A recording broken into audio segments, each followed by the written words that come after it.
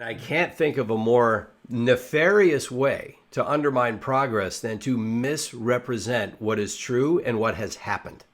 And that to me is one of the largest threats we're facing right now. There has always been misinformation and Right. disinformation. I mean, by and large, I agree with you, don't get me wrong. But this is not a new thing. I No, mean, we no, are, it is not. one of my special subjects is the death of Edward II and how we can be sure it did not take place in Berkeley Castle in 1327, as their entire establishment would have you believe. Mm-hmm. And how do I do that? I pull apart the evidence to work out, in the famous terms, who knew what and when they knew it. Uh-huh. And you can establish that the announcement was made and could not possibly have been checked. The announcement was made by somebody who did not let anybody else see a dead body and show it as that of the king. This announcement was made. It was made by the court in good faith after they received the information. All this information was circulated. There was a funeral. It was all to stop people trying to rescue the king from prison. Mm-hmm. The king himself was actually moved to prison.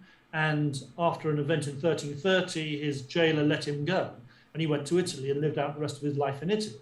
It's the most extraordinary story. I mean, it's the sort of thing that you would think would make Italian opera look tame in its imaginativeness. But it happened. Now, it's a result of disinformation. It's a result of cover-ups. It's got a lot in common with the way people manage power today through information and covering up. Mm-hmm. And the whole barefaced lie in the first place, the king is dead, it's on a international scale.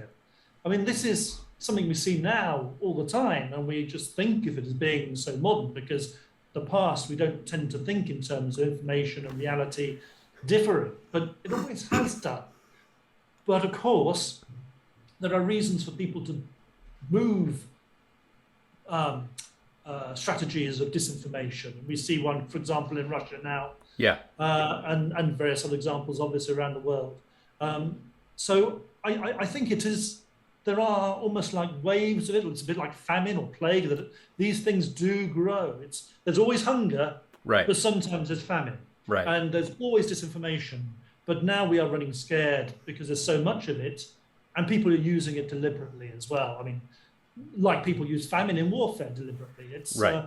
We are facing a very perilous time on information front, which is another reason why, for my battle with the Royal Historical Society, that they should be teaching people how to determine whether stories and evidence actually has a basis in truth. Right. And it's something we really, we were challenged by. I agree.